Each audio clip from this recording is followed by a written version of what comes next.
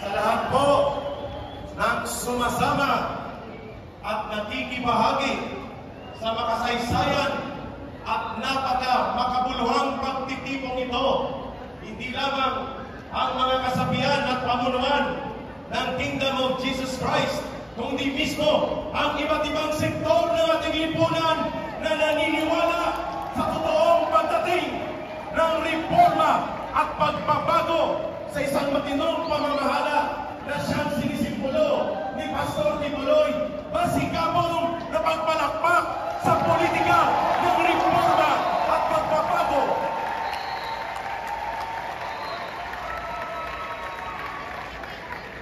Sabi nila, namimiss lang ninyo ang ating sigaw at pagpapahiwatig ng damdamin sa Liwasang Bonifacio. Sabi ko, ang kaibahan lang ng Liwasang Bonifacio at ng Inares Sports Arena, yun ay open space. Ito ay may bubong, pero rally pa rin ito para po sa totoong agenda ng sambayanang Pilipino. Kaya, namimiss daw ninyo ang panawagan, bayan, bayan, bayan ko. Bayan, bayan ko. Di patapos ang laban mo. Di patapos ang laban mo. Si Pastor Kibuloy, dadalhin mo sa Senado. Si Pastor Kibuloy, dadalhin mo sa Senado. Bayan, bayan, bayan ko. Bayan, bayan, bayan ko. Di patapos ang laban mo. Di patapos ang laban mo. Si Pastor Kibuloy, bibitbitin sa Senado. Yan po ang tatatungtong ilang buwan na lang mula ngayon, sapagkat ikinuguhit ang kasaysayan ngayon.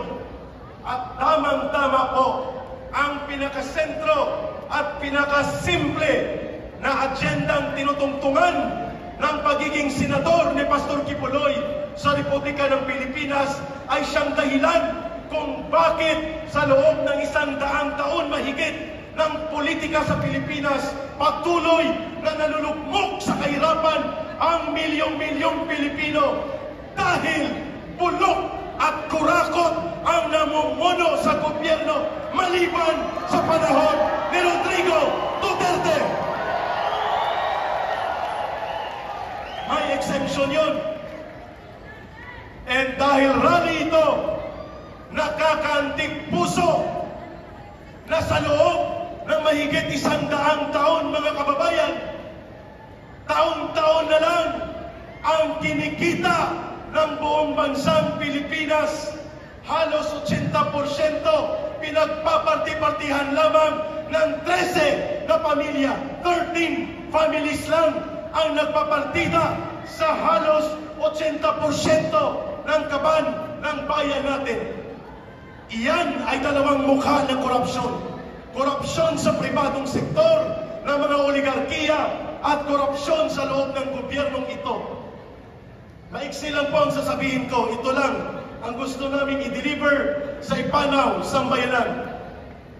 Walang ka-Eric at walang pagtitipon ng boses ng mga dating rebelde at mga katre kung hindi kami binigyan ng oportunidad, pagkilala at pagrespeto ni Pastor Kibuloy at ng SMNI.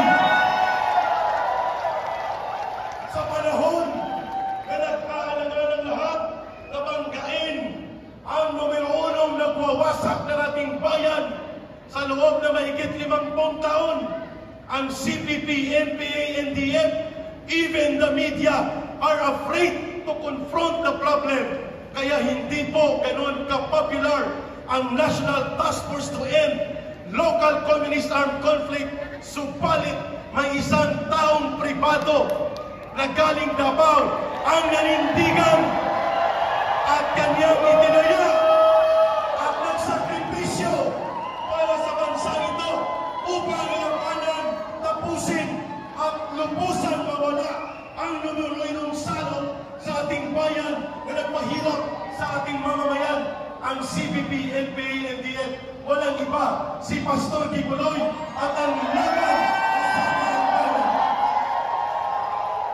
Ito'y laban ng mamamayan kasama si Pastor Kibuloy. At dahil maiksi lang po ang oras namin, dalawang maiksing linya ng awitin ang aming ilalahad sa entabladong ito. Ang isa ay para sa mga botanteng mamamayang Pilipino. Ang isa ay para kay Pastor Kibuloy dahil nami-miss na natin ang kanyang physical presence. Una, sana magbago na po ang sistema ng eleksyon sa Pilipinas. At ito ang sumasalamin sa mensahe namin na yan.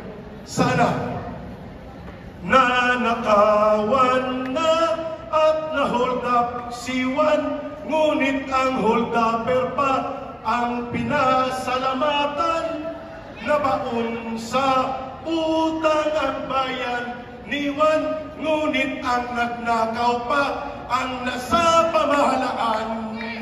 Nanakawan na at na-hold up si Juan, ngunit ang hold upper pa ang pinasalamatan na baon sa utang ang bayan ni Juan, ngunit ang nagnakaw pa ang nasa Malacanang.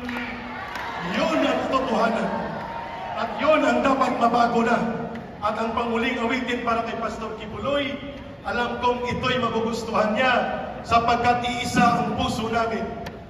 Nagkaiba ang aming pinanggalingang mga ilog ng buhay, subalit iisa ang dagat na patutunguhan natin. Ang dagat ng kapayapaan, kaunlaran, at kapanatagan ng buong bayan. We are like rivers coming from different directions, but we will all meet on the same sea, the sea of liberation and the sea of peace and security of this country.